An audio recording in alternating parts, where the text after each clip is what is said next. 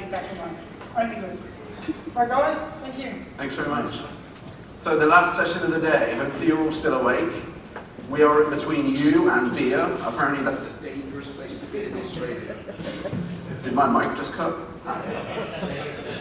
So my joke just went totally down. Okay, we are in between you and beer, which is a dangerous place to be in Australia, apparently. So I've been told anyway. So William and I worked together in Palo Alto. We thought, we're going halfway around the world. We got to do something pretty special for these guys because we're flying all this way out. So we've been working on this project for a while now, and this is going to be the end result of what we've been working on for a long time. It started at VMworld last year when we threw a hackathon and we started using these Intel NUCs. If you haven't checked these out, make sure you do. They're pretty cool devices for your home lab and also to mess around with as well. But we wanted a way to build these out really fast and to actually build out an entire SDDC as fast as we could because we had a number of these to build for the hackathon. So, William and I just sat down and started whiteboarding a few things, working out how it's going to work, writing some scripts, hacking around a little bit, and we came up with something pretty cool. So what we're going to do first of all is kind of start with a little bit of a magic trick and then do a reveal at the end. So my beautiful assistant here is going to turn on the Intel NUC right now, and you're going to see the Intel NUC boot, and you're going to see that this is a fresh Intel NUC straight out of the box. There's nothing on here at all. We'll go through some of the details about what we're going to do, but I wanted to kick this off now so that we can hopefully get to the end result. And this is not only a live demo, but we are going to build an entire SDDC on stage today in 45 minutes. So you can see, fingers crossed. So you can see here there's nothing on the OS right now, so I'm going to plug in this little USB key and we'll jump back into this in a second.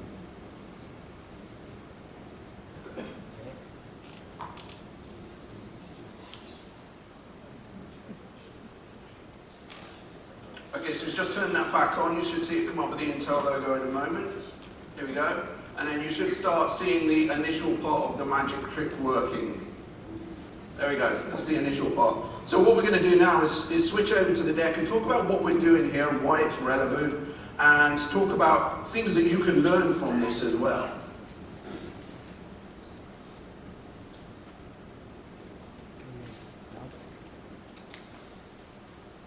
So we called our session today USB to SDDC, and literally that's what we're going to show you, if it all works.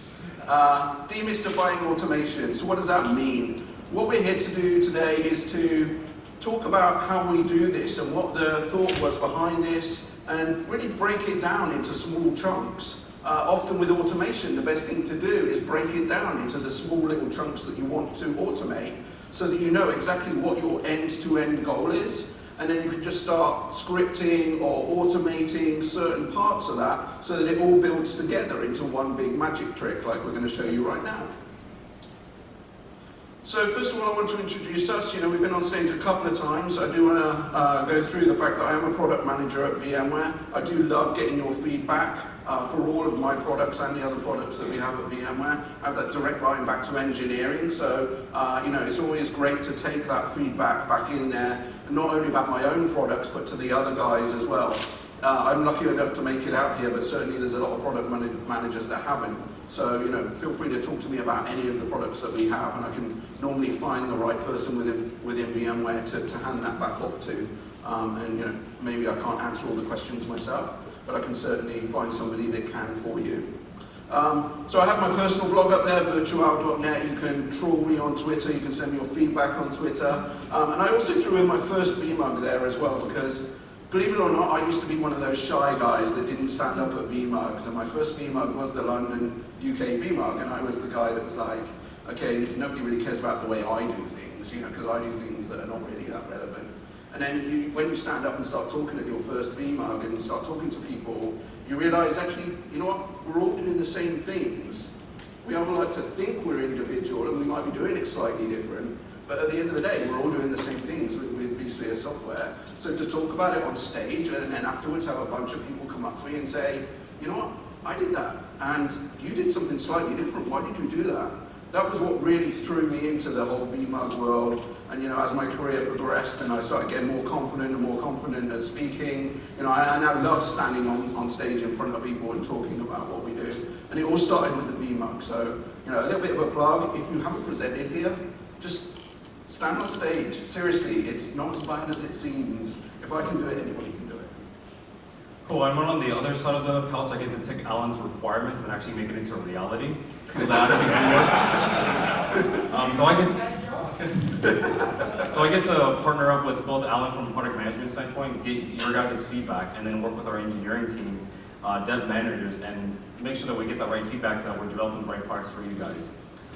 Again, focusing on integration of our products as well as overall lifecycle management. A big piece that we're looking to right now is automation, obviously, and ensuring the lifecycle of our products are consistent, having APIs for our customers.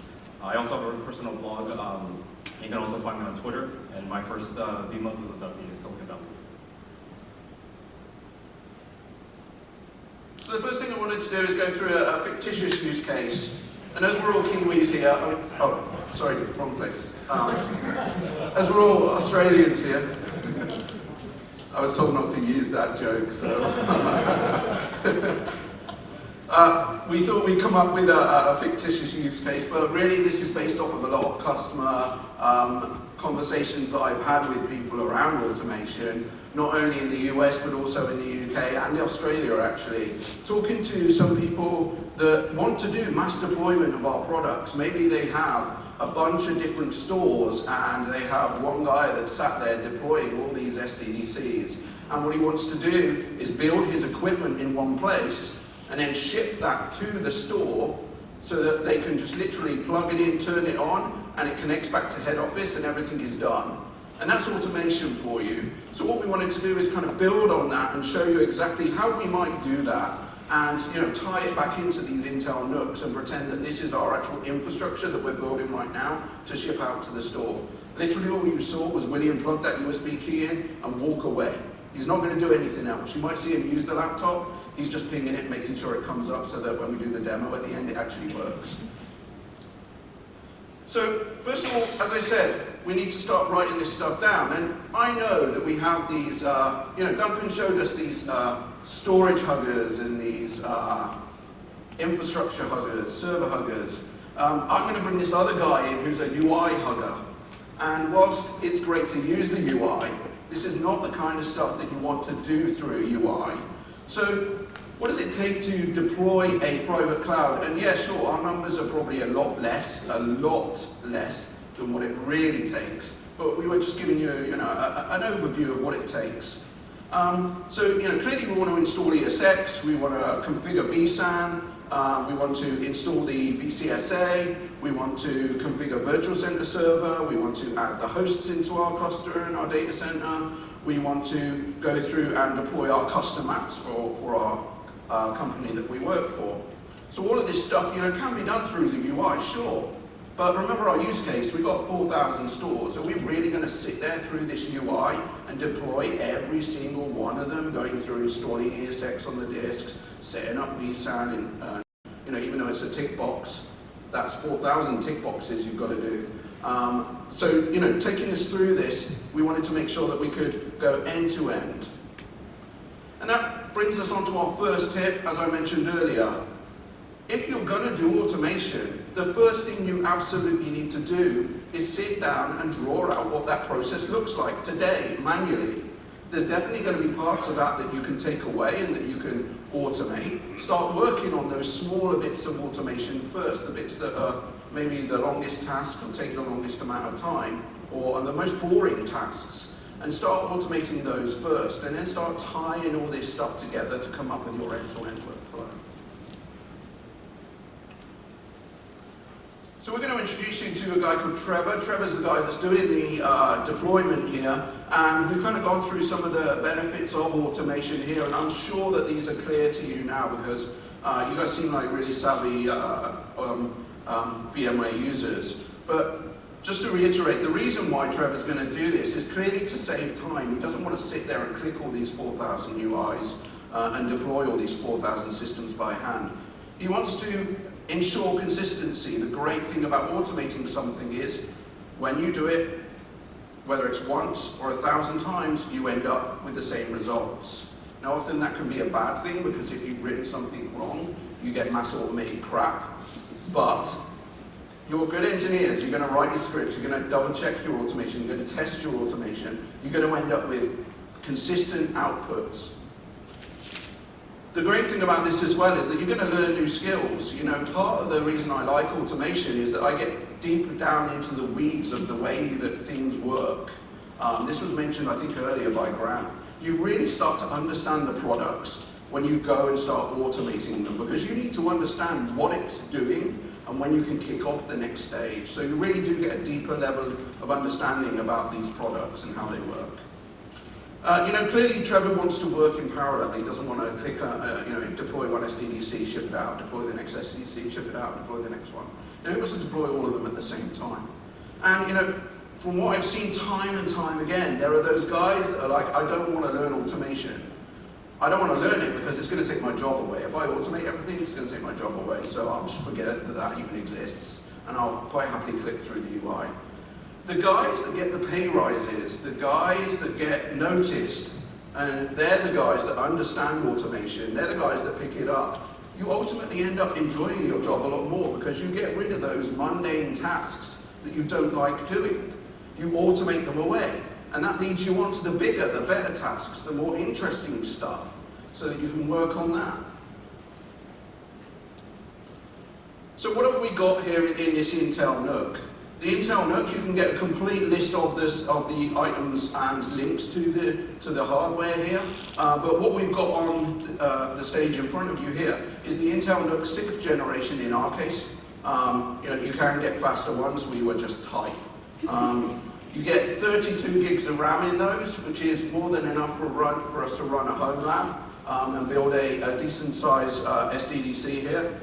And we get a SSD we're using for the caching, and we are using the 500 gig SSD here, SATA 3, for the capacity side of things. So they're the things that are ultimately going to make up our vSAN data store.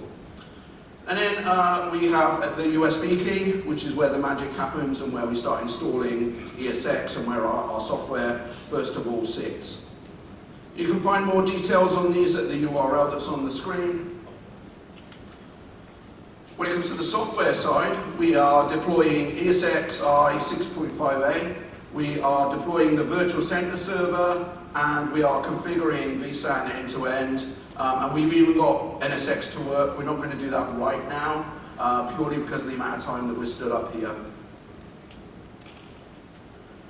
When it comes to the tools that we're using for automation here, William's going to go through these in a lot more detail, but PowerCLI multi-platform, that's the fling that we recently released. The ability to be able to run PowerCLI on a Mac or Linux, now available via a fling. We're using that here, we're booting up a Photon machine and actually have PowerCLI pre-installed on there to do a lot of the automation and configuration. We are using the vSAN management SDK for Python to pick up those few bits that are not currently covered in the current version of the multi-platform PowerCLI. We're using PyVMUG here for some other tasks as well, along the storage profile side. And we are using Photon OS and a Docker image as well. So I'm going to hand you over to William, who's going to go through a little bit more detail on how we've set this up. Thanks, Alvin. So as you saw earlier that I plugged in that USB, it's a really special USB key. So what I have here is there's actually two partitions that I create on this device. It's just like you would normally install it in an ESXi image to get a bootable image. The first partition has a traditional ESXi installer, just like you would normally. And the second partition is a FAT32, 4 gigabytes or larger. This actually has some payload that we're going to send into our vSAN data store. The first is a Photon OS VM. It's sort of a bootstrap VM. Great footprint, really tiny, 1 gigabyte of compute capacity, and that's going to be using to kind of bootstrap some of the management services that I use to stand up the infrastructure. And then I also include the Vcsa ISO. This is the same ISO that Juan presented earlier in terms of how you deploy the vCenter server appliance. I actually have a script that will actually build out this sync for you. So you plug in a USB key into your laptop, you download the necessary packages, you run this script, and it'll actually build the installer for you automatically. And then you take that USB key and you plug it into the NUC. Now, the way that the script's been written It's not just for the NUC, this is just a system that we have. It's actually pretty generic, so you can technically take this configuration and apply this to any hardware that's vSAN capable. Now I'm going to walk you through the deployment workflow, and then we're going to step through into some of the techniques that we've leveraged to kind of show off this automation system. But what I want to highlight is that some of these techniques can be something that you can use when you guys go back to your day jobs. We want to make sure that these are sort of bite-consumable pieces of automation tips that you guys can take back and apply, and you can kind of see how complex and change some of these intricate workflows. So you saw earlier I had the USB key. First step is basically plugging that USB key into the physical host and powering it on. Once that happens, ESXi boots up. I'm using Kickstart, which is a scripted installer for automated ESXi installation. And there's a couple of pre-post hooks that you can hook into to say, run some code. So here, I'm actually going to bootstrap my vSAN data store. So I'll go in before ESXi gets installed. I'm going to detect the number of drives that you have in there. In this case, we have 2 SSDs. I'm going to pick the largest, fastest disk for our caching tier, right? And then I'm going to pick the largest size for the capacity tier and automatically bootstrap a vSAN data store. So this is before vCenter exists. Once that happens and we have our vSAN data store, the next step is now to copy the payload that we had earlier, which is our Photon VM and our Vcsa ISO. So it's a process that's copying the image over. Once that completes, now it goes into the ESXi installer. So this is a traditional ESXi installation. There's a little bit more code that says, hey, go in and set this particular IP address, create the password for the ESXi host, and then lastly, it's going to register that deployed VM that we had copied earlier as part of the last thing before the system reboots. So this is part of the stage 1 configuration when it's booted up. And that's actually happening right now as we speak. Once the system reboots, the first thing that it's going to do is it's going to power on the deployed VM. In the previous step, it actually automatically registered the Photon OS VM and said automatically power on first boot. And here I'm using the Photon OS VM just because it's lightweight and easy to use. Now, earlier I mentioned there was a Vcsa ISO that we also copied from the payload. Part of that initial registration is also mounting that ISO automatically. So when the VM powers on, it has the Vcsa ISO automatically mounted. Within the OS, there's a first boot script that kicks off when the VM launches, and it's going to say, hey, I have this ISO, and kicks off the initial deployment of the vCenter server appliance. It goes through and deploys the Vcsa using the JSON configuration, something that Iman had showed off earlier. And then it spins up a Docker container. And this launches the Power CLI multi-platform. And this allows me to automate the rest of the configuration, and Alan's going to dive a little bit deeper in terms of what he's doing. It also uses Vmware to set up some VM storage policies. Some of that stuff is not available in the multi-platform CLI, as we mentioned earlier. So through this process, we're able to bring up ESXi, deploy the vCenter server appliance, log into the vCenter server that we had just deployed, configure the data center, create the vSAN cluster, set the appropriate storage policies, add the ESXi host that the system is running on, and present you the vServe web client. And so hopefully at the end of this, towards the end of the demonstration, we'll be able to show you what we've been able to build. And lastly is configuring vCenter network host. So the first step I mentioned is around installing ESXi and USB Key. This is probably something you guys have all done. Download an ESXi ISO from VMware's website, creating a bootable image and plugging it in there. I'm sure you guys are all familiar with the workflow, right? Now, one of the things that's probably really annoying, at least I found after doing this installation, especially for home labs, is the first thing you gotta do is you gotta open up a console, change the IP addresses if you don't have DHCP, make a couple of configurations. Now, something as simple as automatically installing ESXi via USB key and just setting the password and IP address is actually really, really simple. ESXi has this thing called Kickstart or scripted installation. It's just a file that has a little bit of code that says do these particular configuration. So something as simple as setting the IP address and the password is just in a couple of lines of code that you can share here. So what you do is you create a bootable ESXi key just like you normally would, and you embed this file called ks.cfg. And in this file, it will specify what you want to do in terms of post configuration. Here we're just going to set the password and the IP address. This means that when you plug in the USB key, it'll automatically do an installation. It'll automatically pick a disk and install VMFS on it, set the password, and set the IP address. That way, afterwards, you don't need to actually log into the console. You can actually start using the embedded host clients, or you can start deploying. So here's a sample Kickstart file. Pretty simple. You're accepting the EULA. You're saying install it on the USB key. We're not going to overwrite the VMFS volume. And here I'm just setting the password to VMware123. And then the second portion of that is setting the IP address. So here I'm just setting the IP address to 192.168.1.50. So this little tiny snippet of code, right? Just copy that, save it into a text file called ks.cfg. So when you create that bootable USB key, you just copy this file right onto the key. Pretty straightforward, right? And what this allows you to do is automate the installation via Esxi, right? Pretty straightforward. Once you get comfortable with this, you can start doing a lot more interesting things. Building a full data center, or you can start configuring other things like enabling vSAN, creating a distributed virtual switch, adding port groups, right? So it's these little things that you can take on, and Kickstart's just one mechanism for how you might be able to automate your Esxi installation. Great for home lab if you don't have a monitor and you want to directly connect to it. So I find myself using this quite frequently just for the ease of not having to connect it to a monitor. The second little tip that we use, as I mentioned earlier, I had that Photon OS VM, and I'm able to get some information into the OS, right?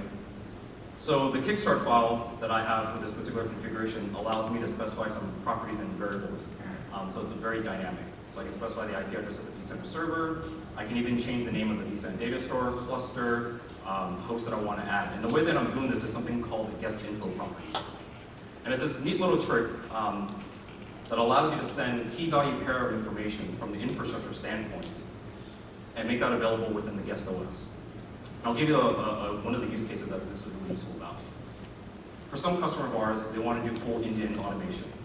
Not only automating the provisioning of the virtual machine, right? These are taking the business requirements from the application owners and deploying the VM, and then deploying the OS, and at that point, you kind of hand it off to the application guys and say, okay, it's ready for you to install your application. Wouldn't it be cool if you can do full end-to-end automation?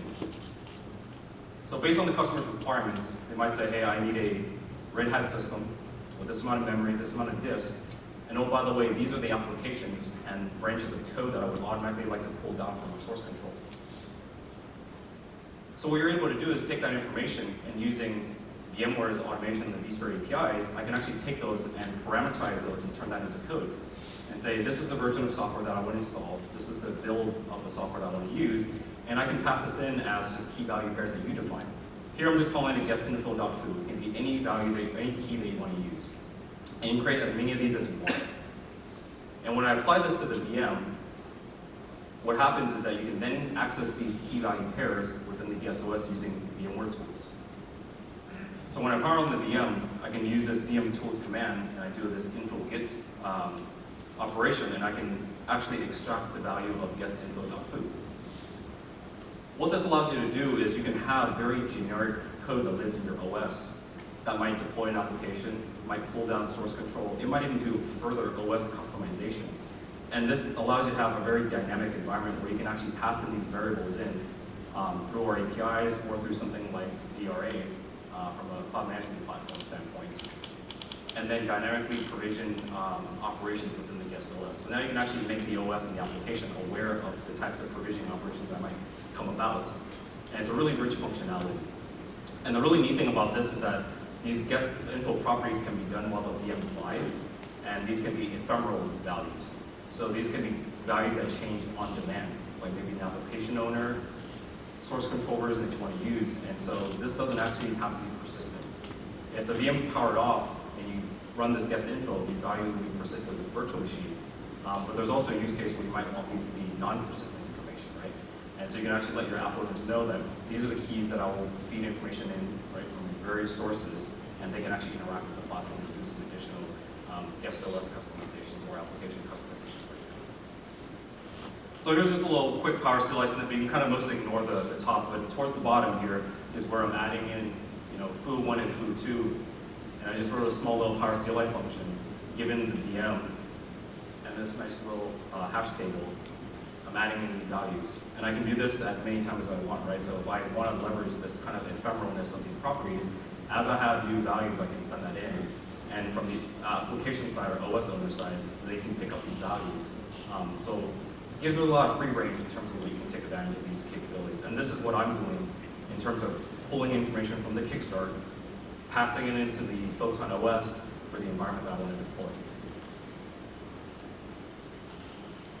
So again, general automation tip, this can be very useful to dynamically pass information from the infrastructure level down into the guest OS, not only for initial deployment of the VM, but this can also be its entire life cycle, right? So if there's ways, if you need to provide information from, say, like a CMDB, and expose that information to the guest and kind of have this end-to-end integration point, right? We normally kind of say, okay, we're empowering the VI admins to do automation because we're providing those APIs, but once we get to the application, we're kind of saying, you're offering your own, you're going to use your own tools.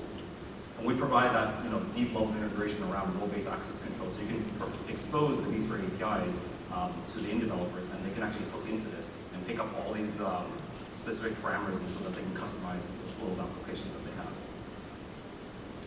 And you can go to this URL for more details. As the snippet of code, it's a little bit more information about how this works.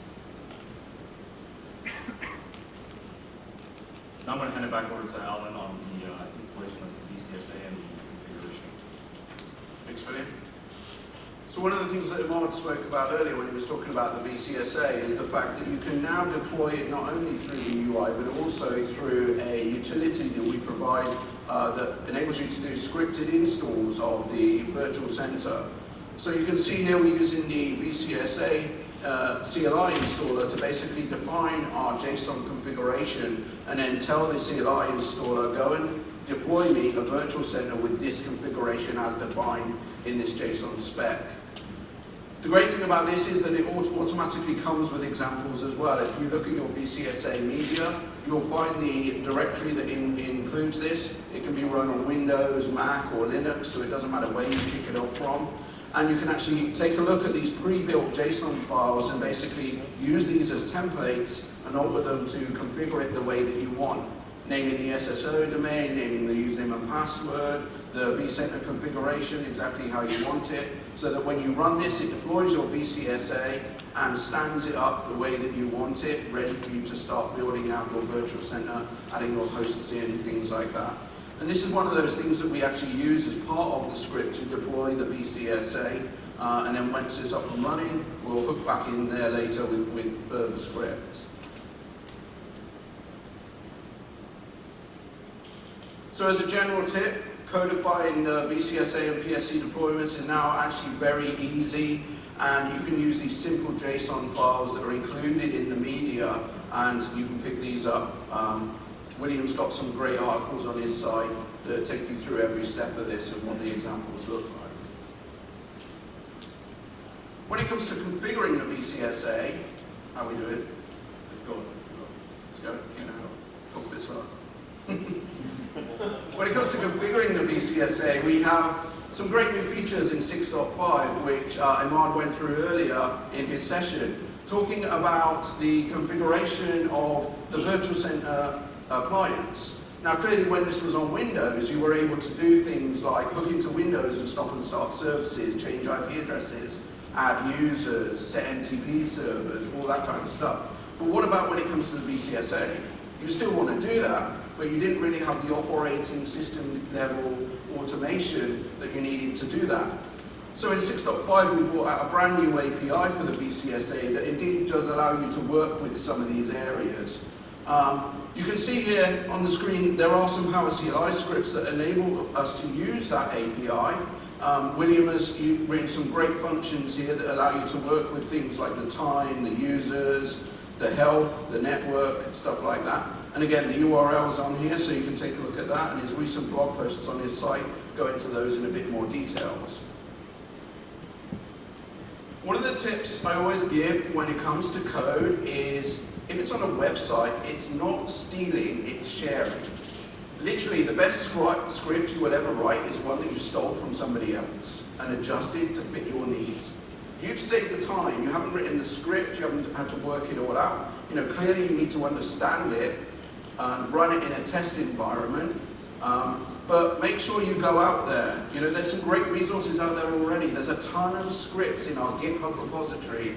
Power CLI examples is full of great great scripts, including William's, including some of my own, including other people in this room. We take contributions from anybody. If you've got a good script that does something, put it up there. It's a great sample. So go and have a look for this stuff. Make sure you understand how it works. Make sure you read it. A little hint, if there is a remove dash, start worrying. Don't run it in production straight away. Especially if it's remove dash VM, star, confirm false. So I spoke about these new APIs, right? In 6.5, as I said, we've got this brand new APIs, and I kind of talked about it a little bit earlier when Greg asked me the question, where are we going with our API story? I said that we were going from SOAP to REST, and we were bringing out new features directly in REST. This is one of those new features that is in our REST API. And when it comes to our REST API, we're focusing on a number of different things to make sure that we give you guys what you want. As I said earlier, it's all about the simplicity of these APIs and the modern standards that people want to use to work with these. Literally, it's not just the developers that want to access these APIs anymore, it's everybody. So it's my job to make these as easy as possible to use. Once our infrastructure is up and running, how are we doing, William? I will show you what these APIs look like, hopefully.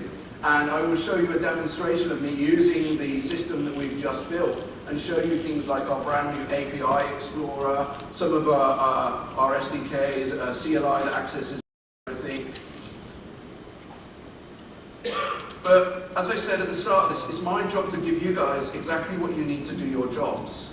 Whether that's Power CLI, great. But some people don't want Power CLI. Some people are like, don't give me that Windows stuff. I'm a die-hard Linux guy. I will only do things in Linux. And I don't even want to run that Microsoft Power CLI stuff on my Linux box, even though it's available, Die-hard Linux in their blood. So they're the guys that want to use things like a multi-platform CLI maybe. And we give you that ability. Data Center CLI was brought out in 6.0 and enhanced in 6.5. It's a great new CLI that's used to walk you through the entire process. Really, you can go in there not knowing anything about this CLI and start typing, and it'll do magical stuff and start showing you where to go next. When our SDDC is built, I will show you a demonstration of that working. There's other people that want to look into this as well. Clearly, partners want the SDKs. Sometimes developers want these SDKs that abstract our API into a given language. Java guys want a Java SDK so that they can literally load Java on their machine and start programming in the Java ways that they've learned and they use, and taking advantages of the Java language to work with our APIs. So making sure that we give people that simple and easy way to use in Java, as well as Python, as .NET, Ruby, Perl, all of these languages exist and people want to use them. So making sure I give those to you is part of my job. Clearly the documentation as well, we've not been done a great job in the past with our API documentation. In 6.5, I'm really proud of the documentation that we put out there. We've put a lot of work into making sure it's very simple, easy to read, and full-featured. In fact, you will not find a piece of information that is not in the REST API in our documentation. It will always be there. And then one of the more recent things that we've done over the last couple of weeks is open source our SDKs. And that was talking, earlier on I talked about the developer experience. And what it's my job to do is make sure that we can get these developers up and running within 5 minutes. They can download our SDKs using something like GitHub. So the link will take you to a GitHub page where you'll be able to look at our SDKs, be able to download some of the stuff I'm actually going to show you today, and use that against your own 6.5 environment. And then also, again, contribute back. Raise issues in there if you find issues. There was a good question earlier on about giving us direct feedback. This is another one of those ways to be able to go to the issues tab and say, hey, why doesn't this work in this other way? Or, this doesn't work the way I expect it. That's all great stuff to hear.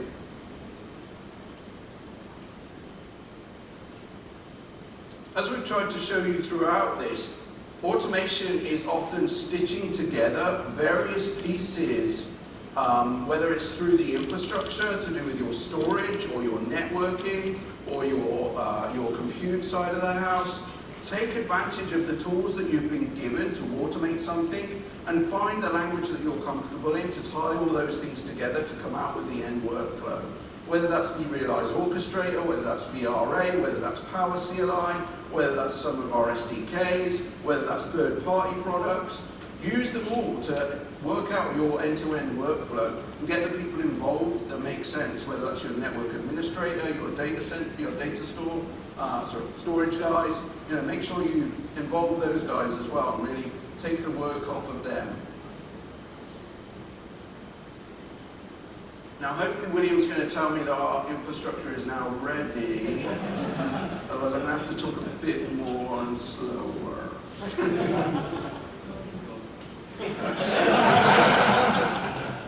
Well, just give you guys an update. ESXi is installed. We are installing the vCenter server right now. It's probably take another 5 or 10 more minutes. The reason it's taking a little bit more time is that the CPUs aren't that beefy. This would normally take about 15 minutes, actually. Right, so I'm going to skip this demo part right now. We're going to assume that everything's worked. And I will show you that it's worked in a moment. And I'm going to take you through what our list looks like now.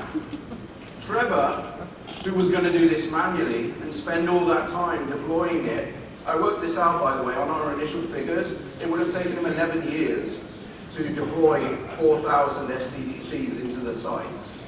Now he can easily insert the USB key, walk away, go grab a beer, a few beers maybe, cook a barbecue, play a game of cricket, apparently that's what you Australians do, take a nap, and then clearly go back to the office.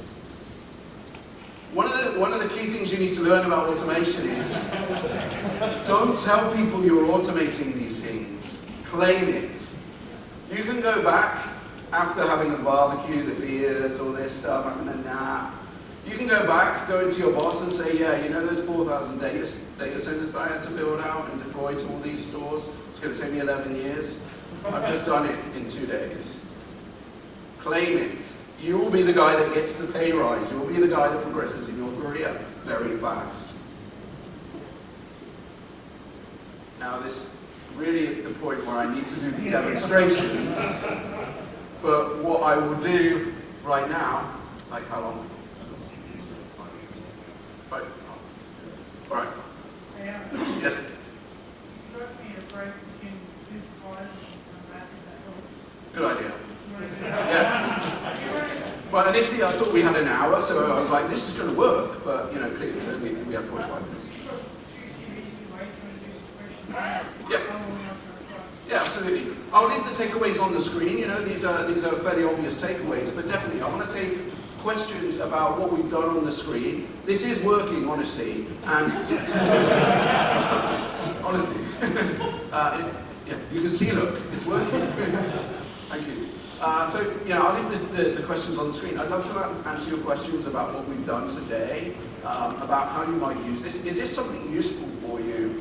We've tried to break this down into smaller steps as well. So even if you're like, I don't need to deploy 4,000 SDDCs, you can learn from some of these smaller steps and maybe start to automate some of the stuff that you don't like doing. Yep. What's the advantage to using what you're doing now as opposed to building yourself, going through the same amount of building partly or building doing a OS deployment using other tools? Okay. So what's the advantage of what we're doing and doing it some other way? Yeah. So like why would you use go to do something else, pull down your software? Why would you do Good question. Why would you do it this way? It's free. It's going to be on our site. You can download the script, you can hack it, you can use it. If you don't use it, I will not be hurt, honestly. This is something that we needed. This is something that we've done to throw things together, to deploy things. We found it really useful ourselves. If you have another way to do that, great. Stick with that way. If you're happy with your current way to deploy things, fantastic. You've solved this problem. You don't need to worry about it. Use the tools that you're given to get the job done. That's what we always say. This is another tool in the toolbox. No, it's just providing some options, right? I mean, if you're doing automation, you've already gotten that first hump, which is let's not do manual work. Let's save that time and do other things with it, right? And so this is really showing one way of potential automation. And it's really sharing some of the techniques that we've used for this particular use case, which may not be applicable to you guys immediately, but you can see that there's little tricks here and there on how you might be able to automate ESXi installation if you're not doing that today, or how you might be able to tighter integrate some of your development into workflows, and how you might be able to integrate that story much better, right? So it's just examples. If you walk away from here today learning nothing other than, okay, I might look into automation, then that's good. We've done our job. You know, there's a lot of resources out there for you to start with automation. The hands-on labs is a great place. There's a Power CLI hands-on labs, there's VRA hands-on labs, there's VRO hands-on labs. You know, start using these and running through things. One of the great tricks about the hands-on labs actually is, even though they give you a PDF and tell you you've got to stick to that PDF, you don't have to. That's a complete environment right there. If you want to start testing things out and working with a test environment, use the hands-on labs. Just don't tell them I told you that. Any other questions? Yeah, sure. Apart from automating the log bit, Yeah. what size data center do you think is a minimum to sort of realize the return on investment or Right. work at the economies of scale? So the question really is, how big do you have to be before you start automating things, and not for the love of it? You know, why don't you have a love for automation? I mean, what's the problem? No, that's a good question. Really, for me, it came down to what parts of my job suck. What do I not like doing? Every day, if I have to go in and do some mundane task, you know what? I'll automate that to get rid of it. It's not because I'm a certain size of data center. You know, clearly, when you get to a certain size, you have to automate. We're not managing tens or even hundreds of virtual machines anymore. We're managing thousands of virtual machines. We're managing large infrastructures. When you get into those sizes, clearly you want to automate as much as possible so that you can do a lot more. But for me, it was all about, I hate deploying virtual machines. How can I automate that? How can I give that back to somebody? The other benefit too is really around consistency, right? We know we're humans, that's really where a lot of the errors potentially could come in, right? If you create 1 or 2 VMs, it's great, but you might miss a couple of configurations. With automation and being able to source control your configurations, you're guaranteeing that you're deploying the exact same thing, taking that out of the equation, right? And again, it frees up your time to work on much other interesting things and kind of enabling your business, right? So it's really that consistency piece of it that's really useful, especially when you're under the gun and you need to deliver this. Because you never know, you might say, today I'm deploying 5 VMs, but tomorrow your boss might say I need 100 or 1,000. And being able to scale yourself out. Yeah. Another question? Yeah. Do you have any plans to add Power CLI into the Vcsa management appliance next version? Which appliance was that? Vcsa management. Oh, the vCenter appliance? Oh, VMA. Oh, I see. Oh, where did I start? So, I'll take this one. Yeah, good question. So the question was, are we going to put Power CLI inside of VMA? Hopefully, you've been reading the release notes of VMA, because VMA is actually disappearing. VMA has been deprecated in the last 2 releases of the release notes. Having said that, VMA is literally a Linux box with VCLI installed. VCLI isn't going anywhere. Could we put Power CLI inside of VCLI? Sure. There's definitely other things that I'm looking at doing to make it easier. For example, the Power CLI Docker, the Power CLI core that runs on Linux, you can actually install using Docker. We've set up a really nice Docker image. You can literally install Docker, do Docker run Power CLI core, it goes to the internet, drags down Power CLI, installs it if you don't already have it, and then runs it. And as soon as you exit that container, it blows it away like you've never had it before, all within a matter of seconds. This is really awesome for doing things with Power CLI and testing things out. So, you know, that gives you a different perspective.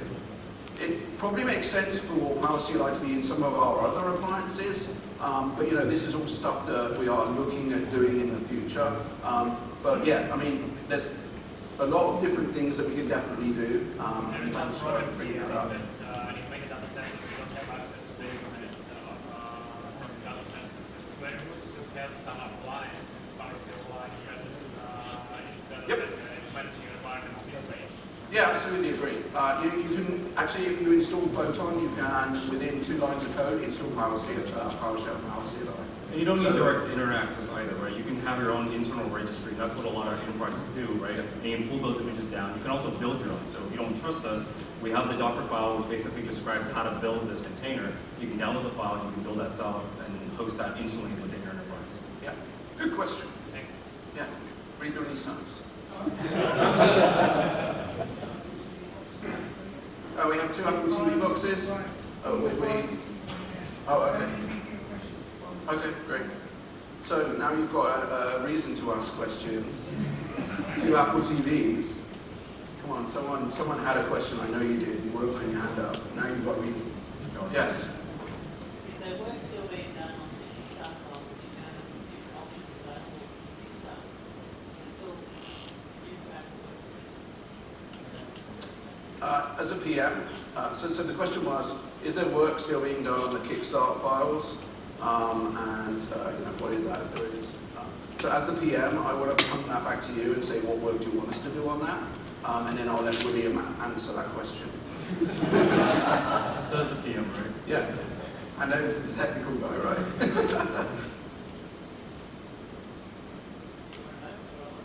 Yep, we want to hear what's missing. What are you missing?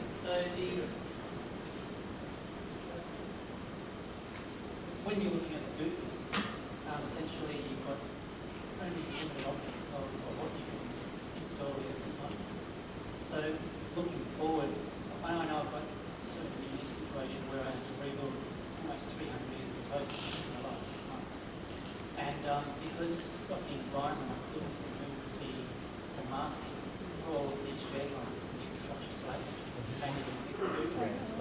And the options that were there currently, the first boot didn't guarantee that I actually got the boot line 0.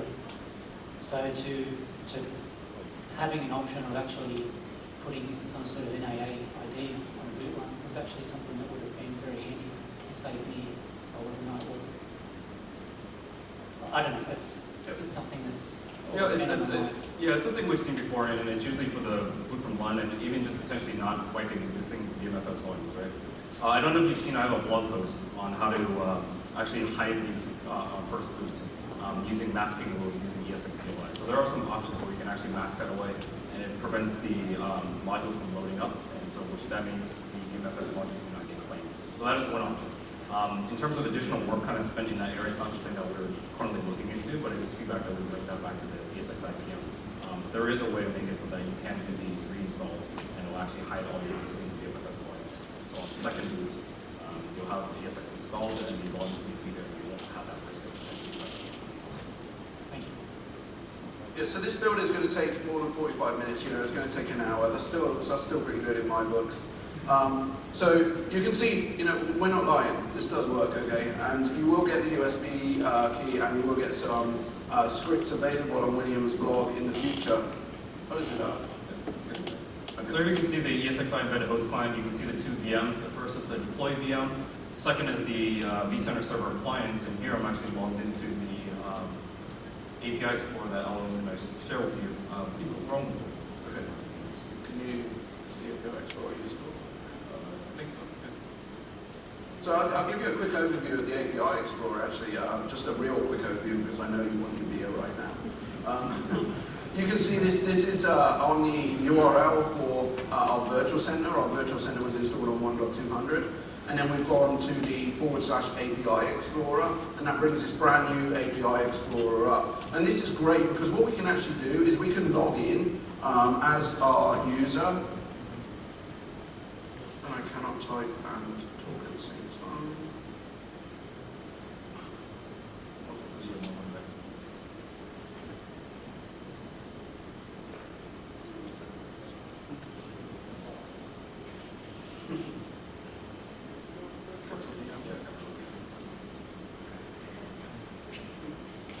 Right, so as I'm now logged in, what you can see is we can actually take a look at our API through this UI. Now I'm a UI hugger.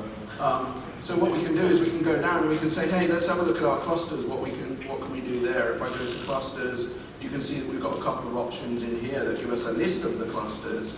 So I can see that if I do a get on /vcenter/cluster, then it will return me information about my cluster. And it tells you what information it's going to return you. You can even know how to use the filters of this API. So if I want to filter that information down and say only return me the results of a cluster that's in this folder, or a cluster that has this certain name, or a cluster that's in this data center, we can do that. And the great thing about this is that we not only have to look at this like it's documentation, but we can go down and there's a try it out button. So as soon as I click that, it's actually going to go and issue that API call to our virtual center and return us the information about our cluster that we have here. You can see we have a vSAN cluster that we've pre-built using our automation, and it's given us the ID back, and it's told us that DRS is enabled, HA is enabled, and it even gives us a nice curl statement to be able to call that API as well, a very basic way to call a REST API. You can see it's super easy to return this information about our infrastructure.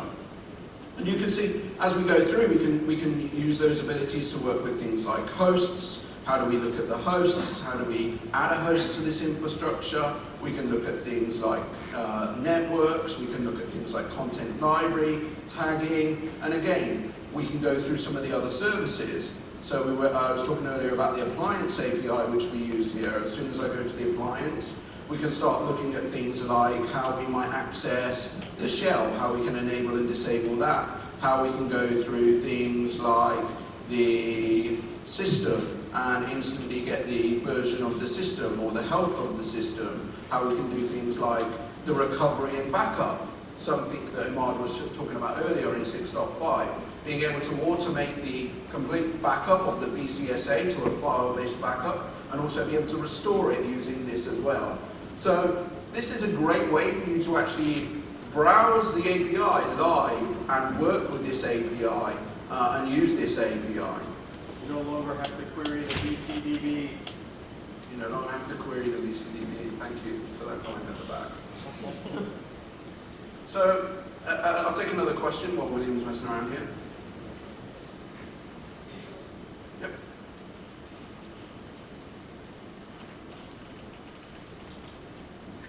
I'm a great fan of not reinventing the wheel, so all automation is good, and thank you for the script.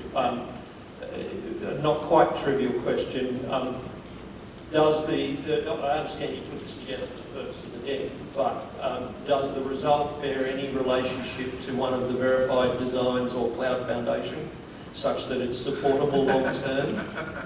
Yeah, that's a great question. You know, clearly what we've put together here is for demo purposes. And as we were installing it on an Intel NUC, then it doesn't relate to the DVDs and the validated designs. This was more of a build me a home lab type environment, or a quick lab environment.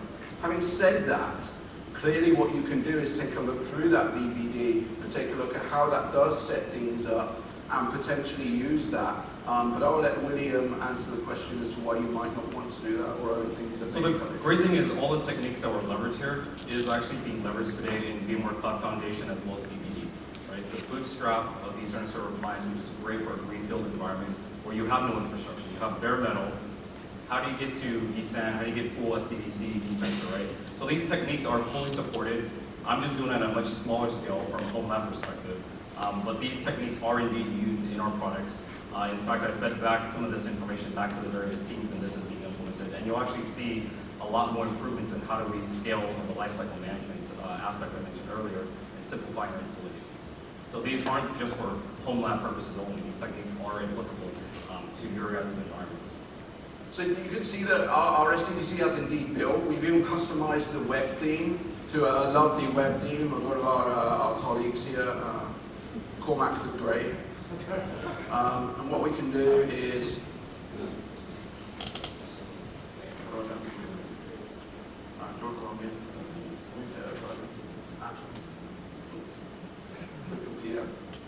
so William's going to log into the website. You can see I'm going to log into the website now. William's going to log into the website and show you, what it's done here. It's deployed our SDDC. Actually, this is pretty cool. Live on stage, we have now built an SDDC. This is the first time that I know of in history that we've done that in one session. Yeah, we may be a little bit over, but whatever. So it's going to log in here, and you'll see that it's deployed the SDDC, and you'll see that it's not only deployed it, but it's configured vCenter with our custom theme. It's created the data centers, it created the clusters, it started vSAN, it deployed our Vcsa on that vSAN, it's added that ESXi host back into this, so it's now a fully managed environment. And everything that's in here, as we said, can be adjusted in Power CLI. So if you want to change it to work in your environment, it's very easy to be able to do that. The reason it's right here is, as you fully understand, these links are not on the vSAN HCO. But I do have the vSAN health check enabled, so we can ensure it's letting us know. The one last thing, and I know I'm like totally over time now, but it's on the last session. I'm just going to keep going until you stop me. The one last thing that I want to show you is the CLI that I was talking about earlier. This is designed to be very easy, and it's designed to be like 4 a.m. in the morning. I've been called out with an issue, and I need to solve it straight away. I don't want to be thinking about how Power CLI works and how to write this code. I will really want to get into my Vcsa and start running something to bring back up my Vcsa, my network, or the web client, or whatever's broken. So DCLI comes shipped with the Virtual Center appliance. It also comes shipped with the Windows vCenter, and it's part of VMA and VCLI as well. So what we're doing here is, you can see I'm at the bottom running DCLI, and I'm doing a +I, which says go into interactive mode. I'm giving it the IP address of my Virtual Center server, and then the +skip here just says skip the certificate stuff, because we haven't installed our certificate on our Virtual Center here. And when I run that, you can see it doesn't work. Great. What did I do wrong here? Here we go. We're out of 700 I've never said. So now I'm in there. You can see it gives me some starting points here. But the great thing about this is, it covers 100% of what was in our API. This CLI is actually dynamically generated off of our API. So you'll never have an instance where you cannot automate something that's in our API. Oh, they're bringing out food. I can just keep going. Bring the beer in. I'm working on it. I'll get you one in a minute. So you can see, like, some of the stuff I showed you earlier in the Appliance API, how do I use that, right? I know it's on the Appliance API, so what if I just start, oh look, I pushed A and now it's come up with some menus. I can go down and I can choose the appliance, I can hit space and it goes, here you go. This is what you can do with the appliance. You can go through and you can do things like look at the system. If I hit space, oh, I want to look at the version, and I want to do a get. And I've literally pushed 4 keys right now. No? Exactly. You need somebody to open up. Thanks, William. I'm going to store the credentials here. This is the first time we've run it against this. And it's brought me back the information in the CLI about that API that we had. And we can clearly export that using our formatter as well. So we can do a formatter, and then we can format it into CSV very easily, HTML, JSON. I'm going to bring that back that information in JSON, and maybe we use that in a different application. And when it comes to the vCenter side as well, I can do a vCenter space, and again, it gives me the list of things I can do next. Oh, cheers. So I'm going to stop there. I'm serious. I could go on, believe me. But I'm going to stop right there. I think we've given you a lot of information, and I'm just going to pause while we drink and take further questions, and feel free to drink and eat yourselves as well. Yeah, great.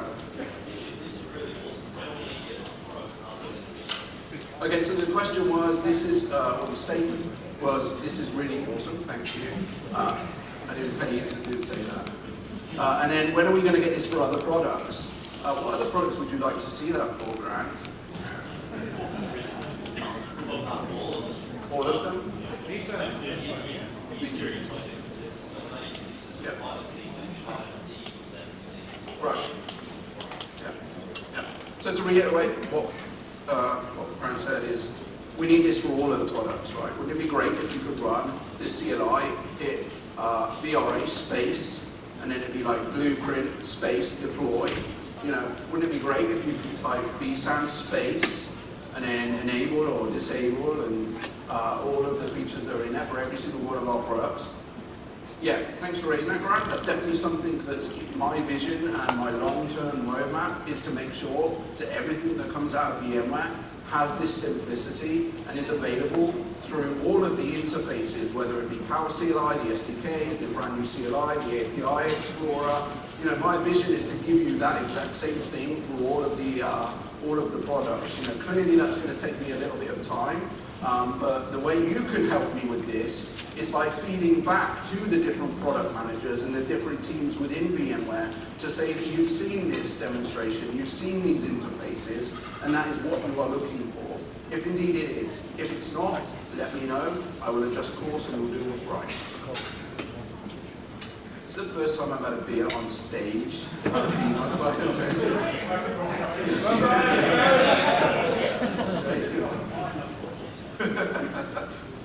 Yeah. Right. So when are the scripts going to be available? As we said, we built this essentially for this VMUG. So the next thing we want to do is take it to those other guys that I hear are a bit more tech savvy up in There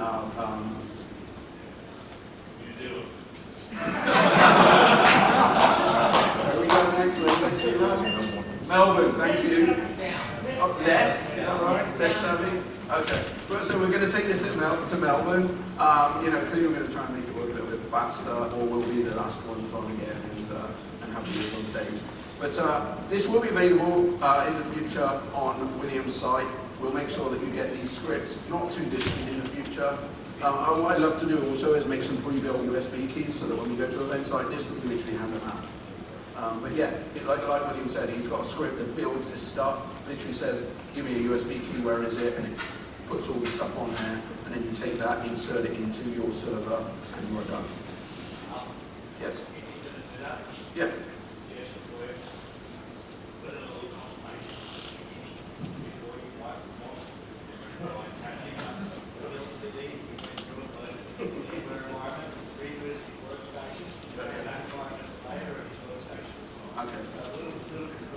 So he's asking for a manual step in our automation process to get rid of the dumbasses that just put it in anything and build an entire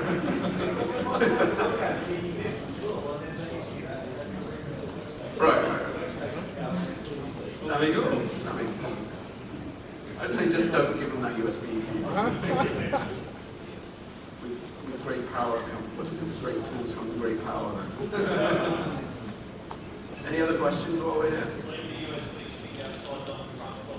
Well, yeah, I can laugh at that because I might live in the US, but I am not a US.